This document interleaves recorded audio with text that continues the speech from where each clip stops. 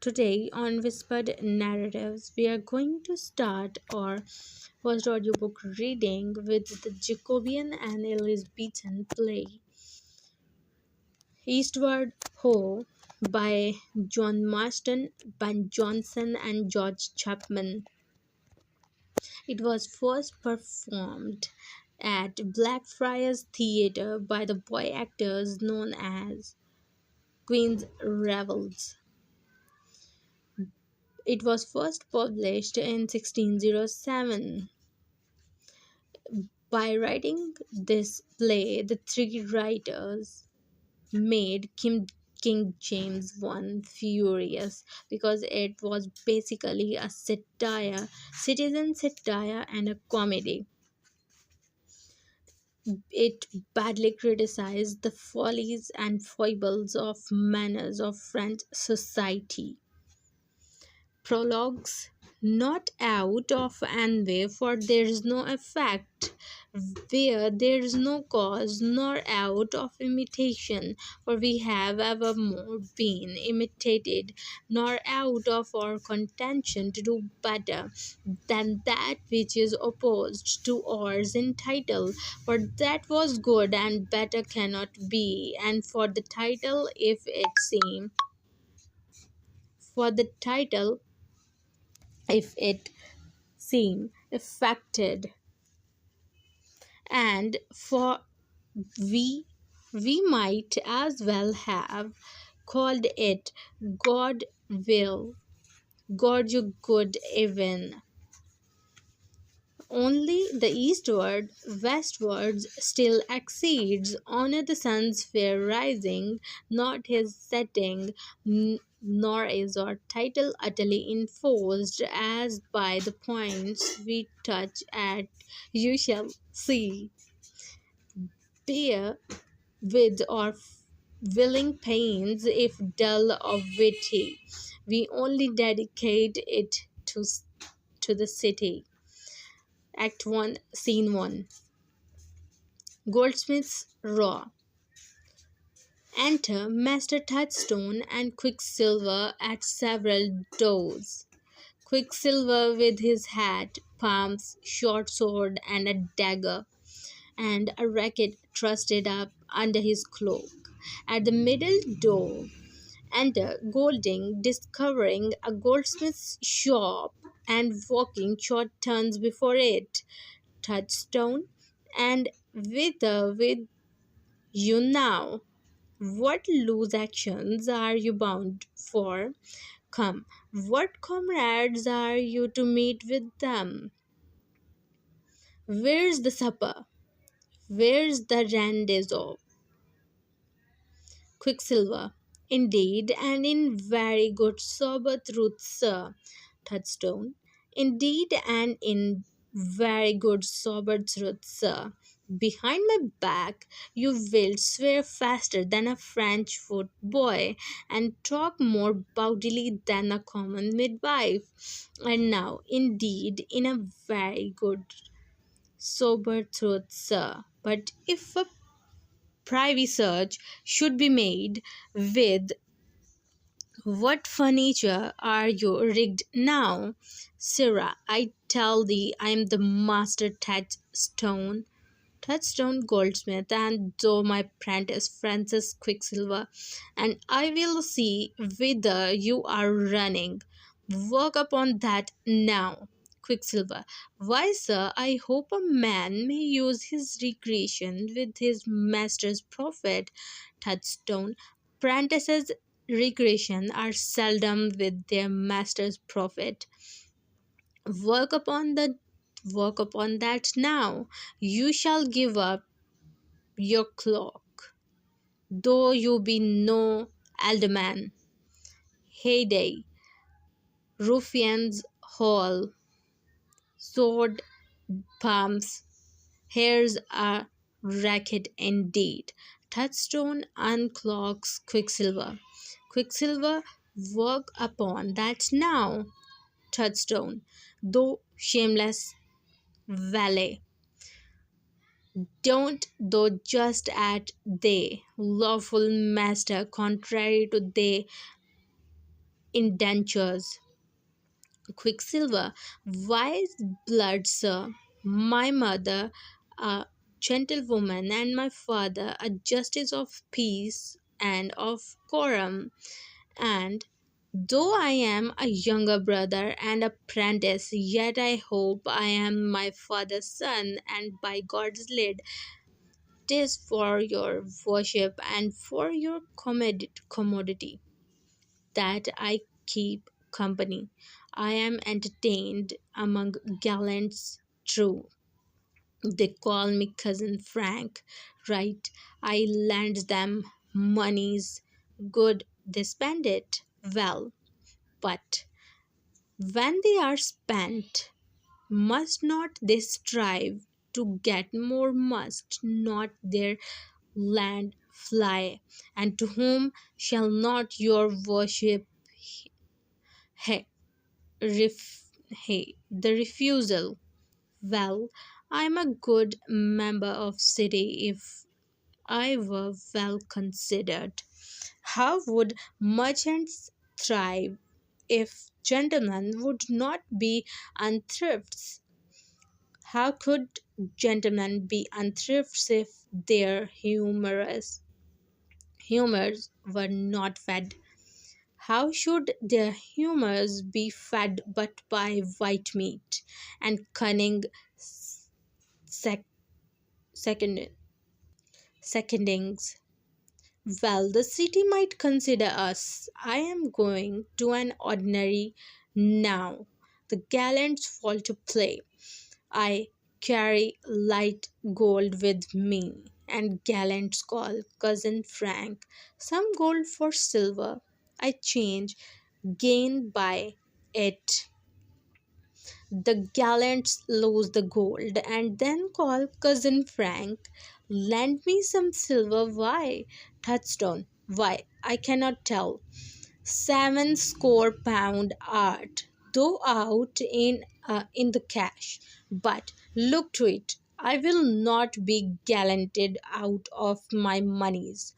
And as for my rising by other men's falls, God shield me. Did I gain my wealth by ordinaries? No. By exchanging of gold? No.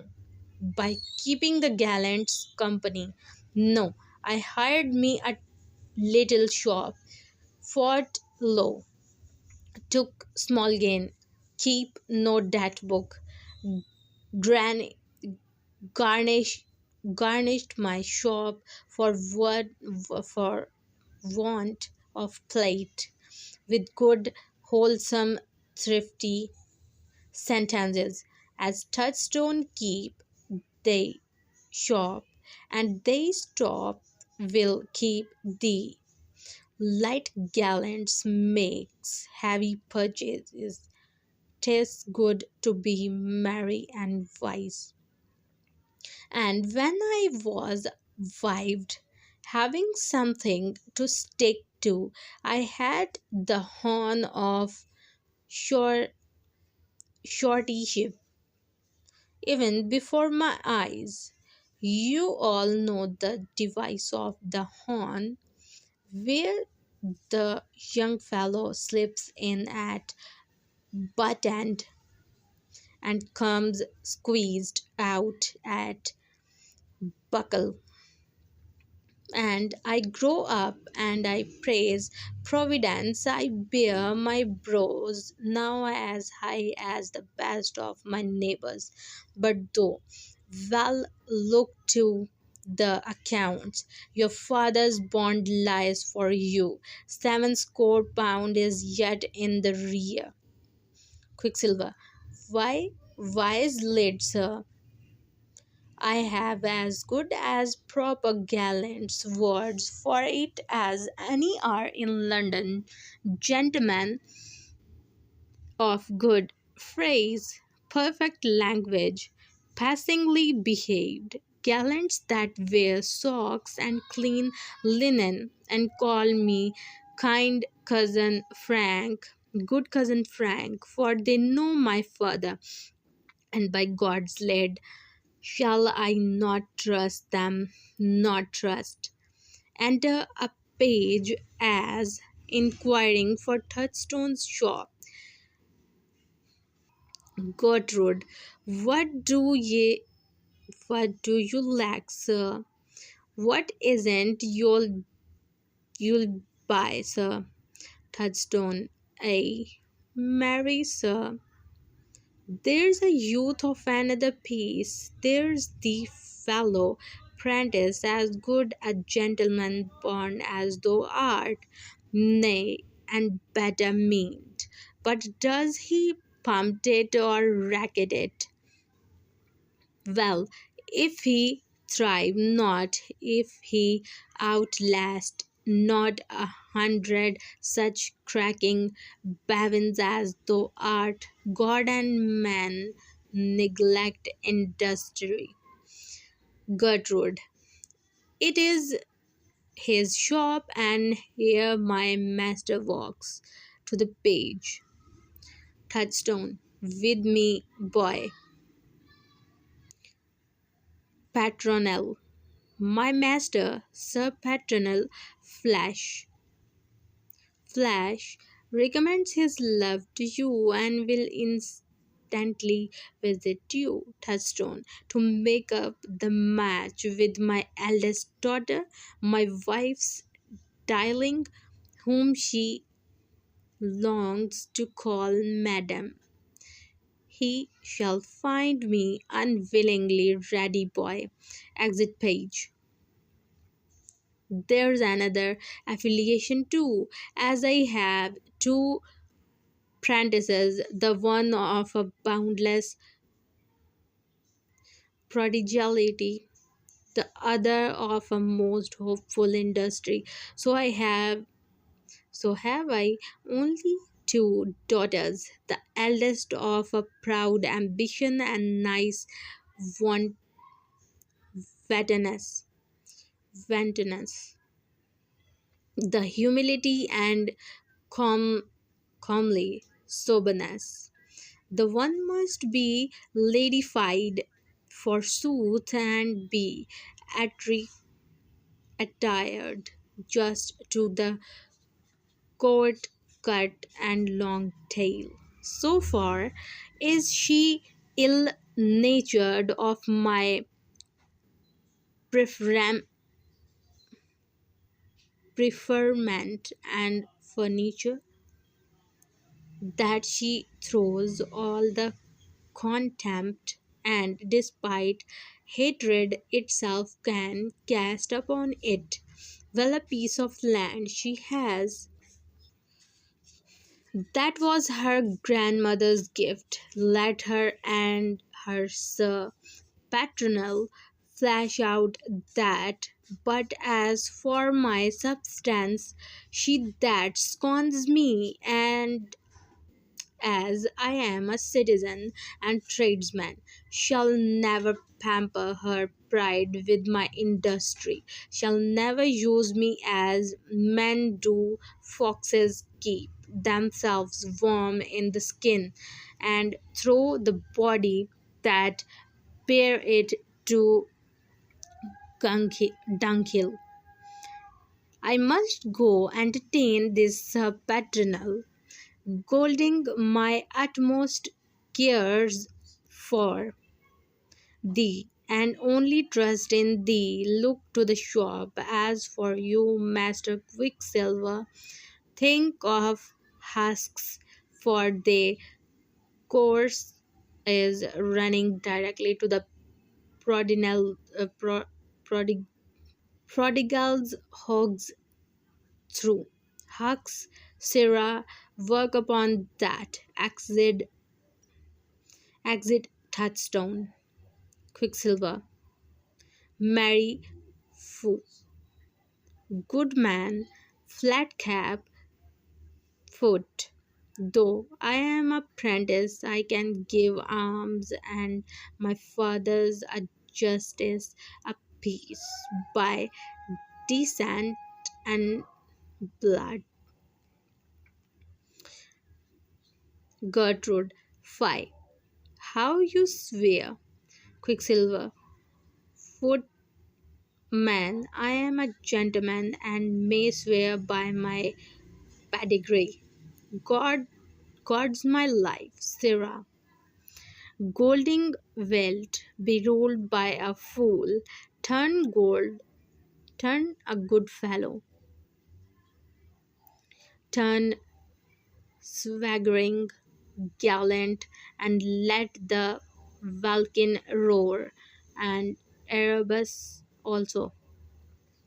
Look not westward to the fall of Don Phobos, but to eastward ho, where radiant beams of lusty soul appear, and bright hues makes the Wilkin clear.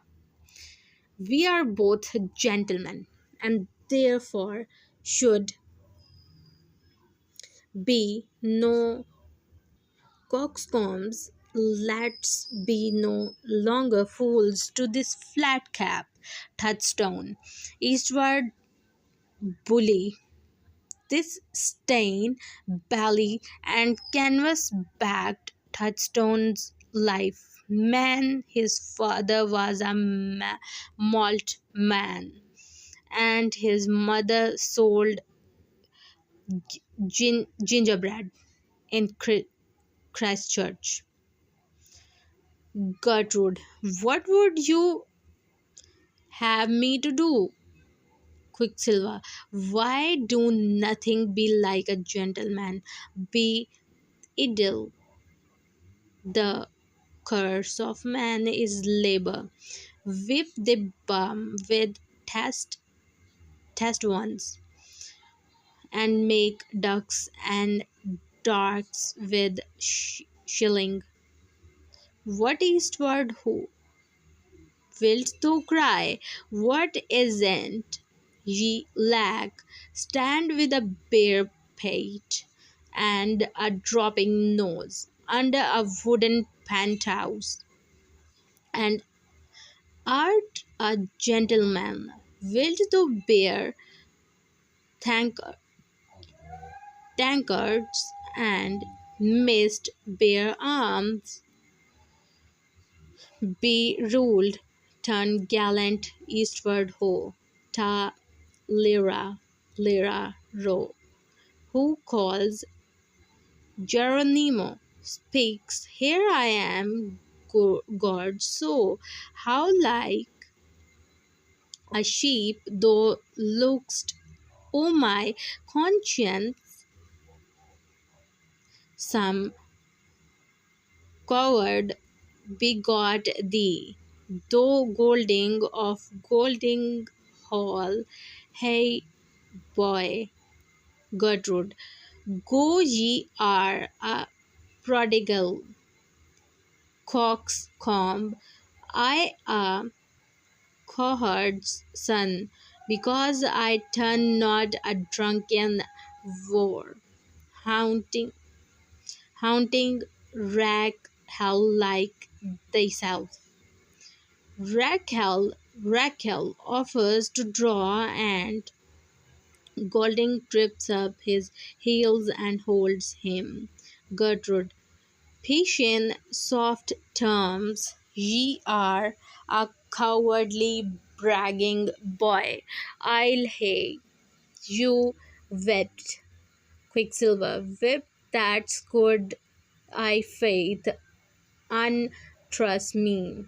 Gertrude, no, thou wilt undo thyself. Alas, I behold thee with pity, not with anger, though common short clog, gull of all companies, methinks I see thee already walk in Moorfields, without a cloak, with half a hat, without a band, a, a doublet with three buttons, without a girdle, a hose with one point, and no greater, with a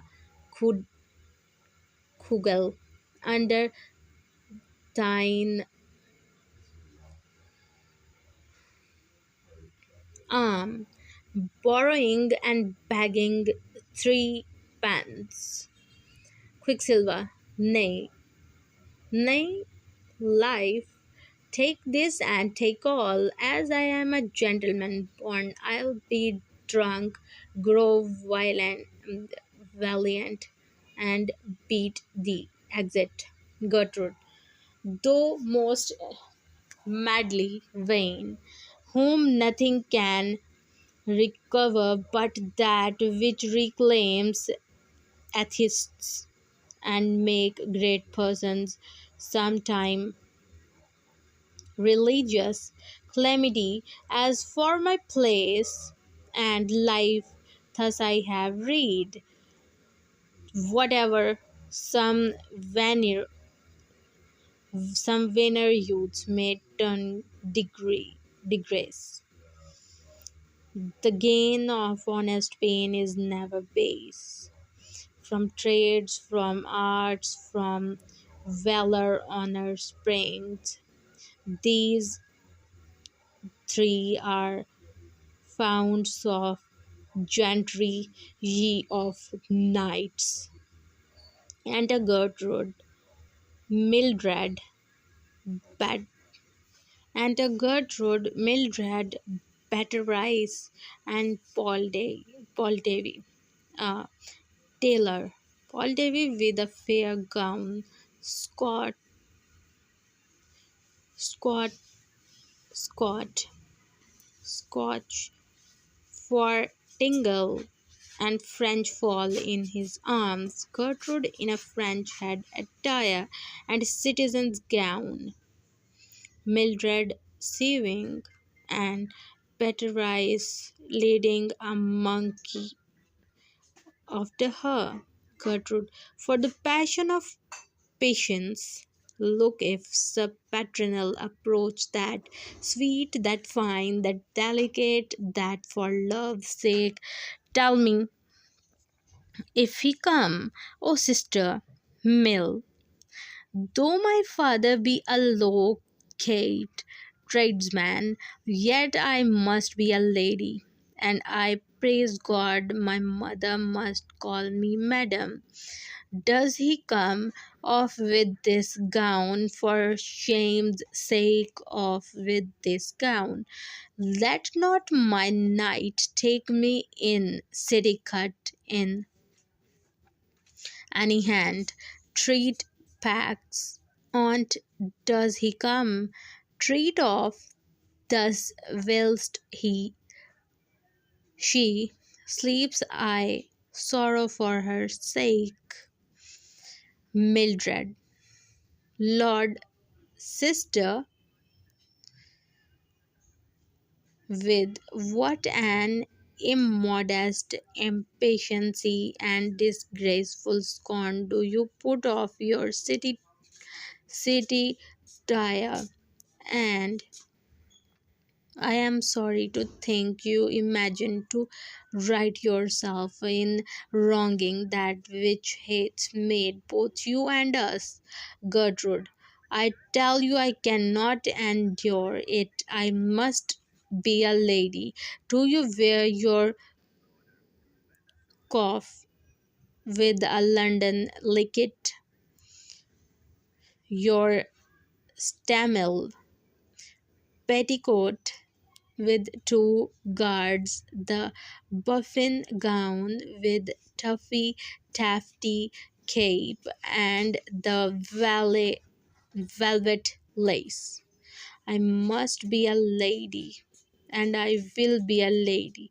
I like some humours of city dams well, and eat cherries only at an angel upon good to dye rich scarlet black pretty, to line a program gown clean through with velvet tolerable there, pure linen there, smokes of 3 pounds a smoke are to be borne with them. But your mimic minching ni- nicheries, taffeta, pipkins, durants, petticoats, and silver bodkins. God's my life, and I shall be a lady. I cannot endure it. Is he come yet? Lord, what a long night this! And ever she cried, shoot home, and yet I know one longer, and ever she cried, shot home, fa la le re lola. Mildred. Well, sister, those that scorn their nest oft fly with a sick wing. Gertrude. Bow well, Mildred. Were titles per- presumed to thrust before fit means to second them. Wealth and respect often grew sullen and will not follow. For sure in this I would for your sake I spake not truth. Where ambition of place goes before fitness of birth, contempt and disgrace follow. I heard a scholar once say that Ulysses, when he counterf- counterfeited himself, made yoked cats and foxes and dogs together to draw his plow Wills he followed and sought salt, but sure I judge them truly made that yoke citizens and courtiers, tradesmen and soldiers, a goldsmith's daughter and a knight. Well, sister, pray God, my father, so not salt too. Gertrude. Alas, poor Mildred, when I am a lady, I'll pray for thee, yet I faith, nay, and I'll watch safe to call thee sister Mill still, for thou art not like to be a lady as I am, yet sure thou art a creature of God's making and missed peradventure to be saved as soon as I does he come. And ever and anon she doubled in her song. Now, ladies, my comfort. What profane apes here? Taylor, Paul Davy, prithee, fit it, fit it. Is this a right, Scott? Does it clip close and bear up round? Paul Davy. Fine and stiffly, I faith, will keep your thighs so cool and make your waist so small.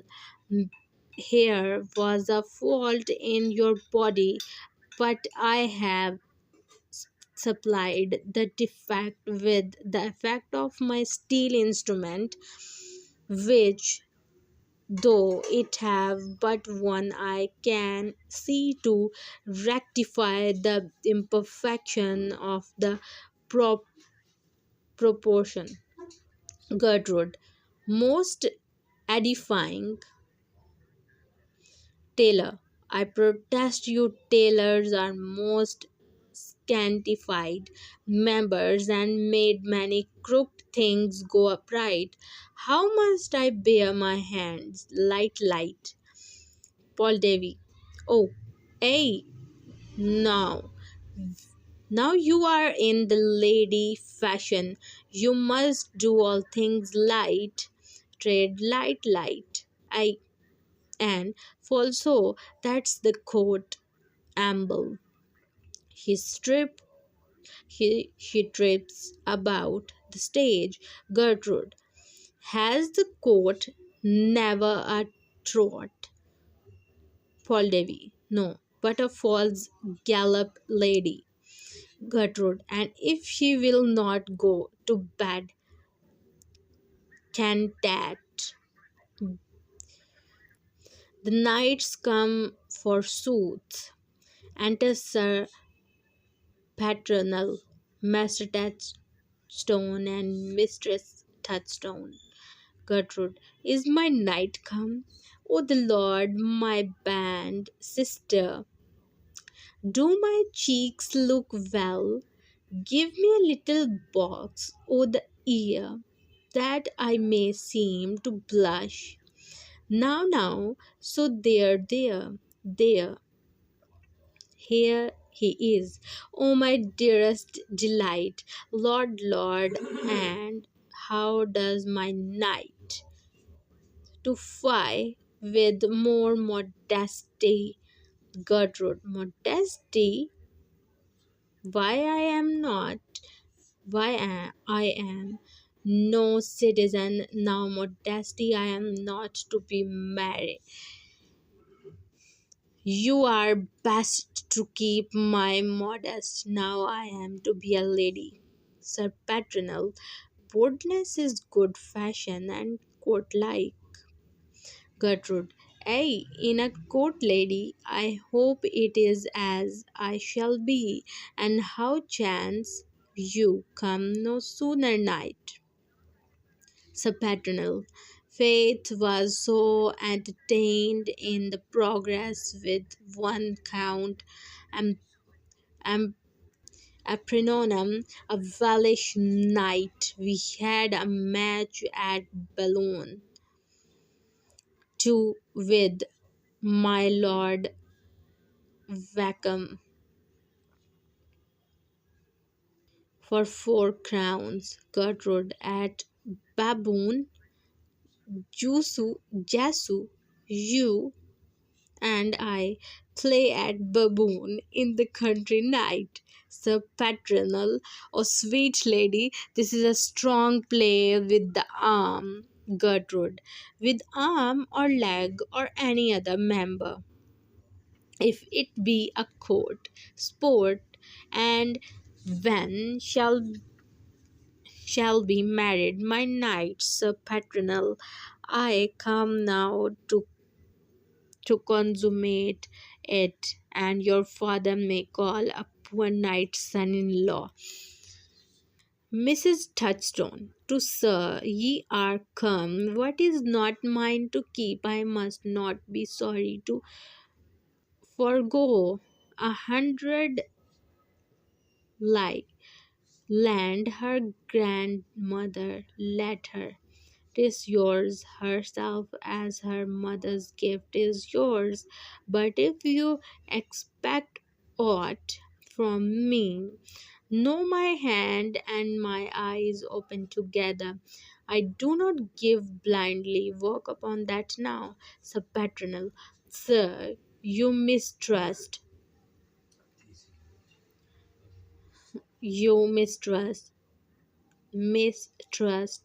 not my means. I am a knight.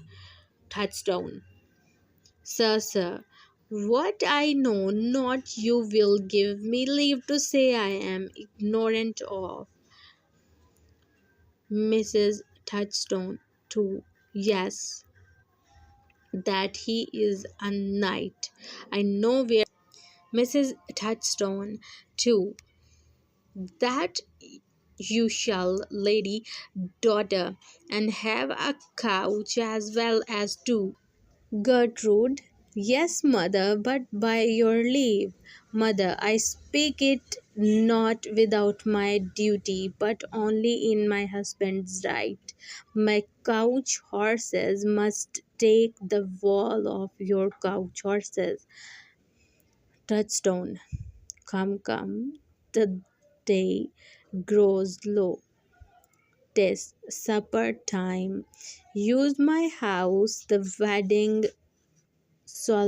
solemnity is at my wife's cost. thank me for nothing but my unwilling blessing. For I cannot find my hopes. For I cannot find my hopes are faint, and sir, respect my daughter. She has refused for you wealthy and honest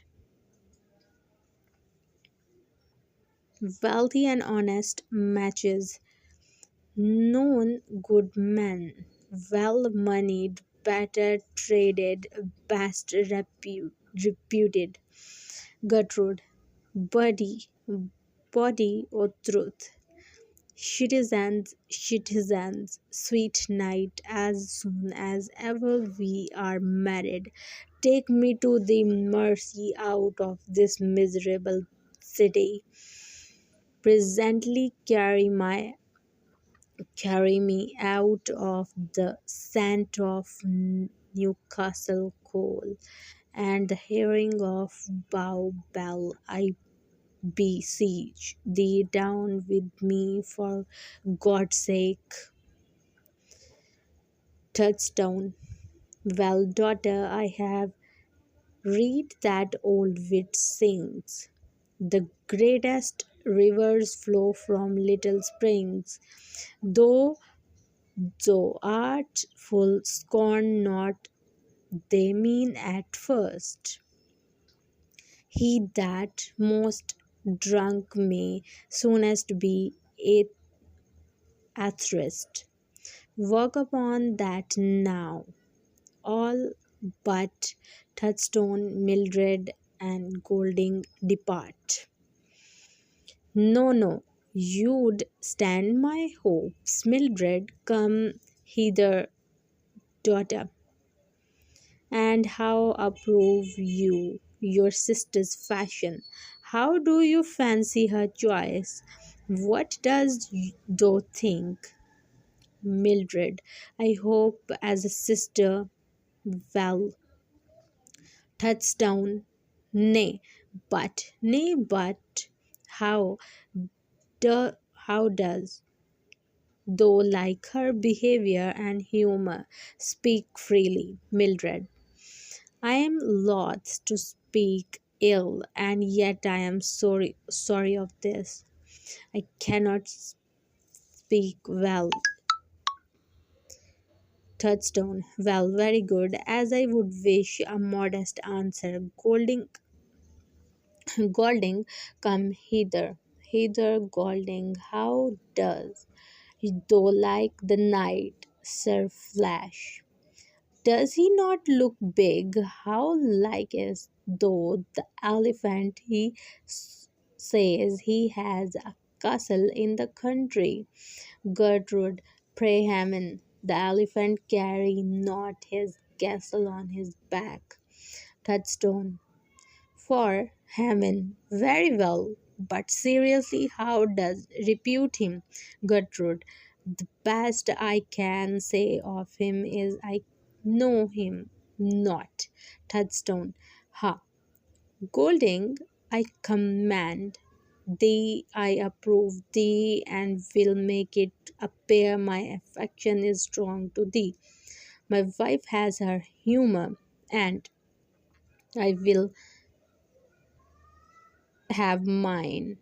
Does thou see my not fair, well favored, or so indifferent, which modest measure of beauty shall not take it the only work to watch her, nor sufficient mischance to suspect her?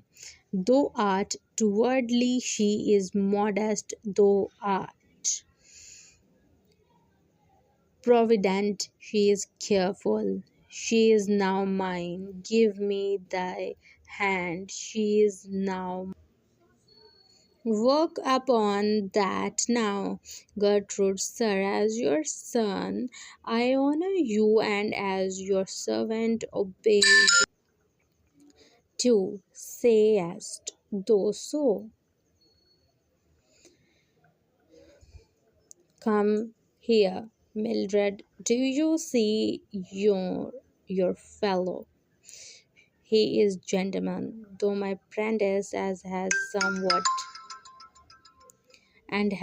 somewhat to take to a touchstone. To sayest those who so come hither. Mildred, do you see your fellow? He is a gentleman, though my apprentice has somewhat to take too. And youth of good hope, well friend, well parted, are you mine? You are his. Work upon that now. Mildred, sir, I am all yours. Your body gave me life. Your care and love, happiness of life. Let your virtue still direct it. For, for to your wisdom I wholly dispose myself to. Sayest thou so? Be you too better acquainted. Lip her, lip her, lip her, knave, so shut up shop. In we must take holiday. This match shall on, for I intended to prove which thrives the best, the mean or lofty love, whether fit wedlock vowed twixt like and like, or proud prouder hopes which daringly or airstrike their place and means this honest time's expense, when seeming lightness bears a moral sense.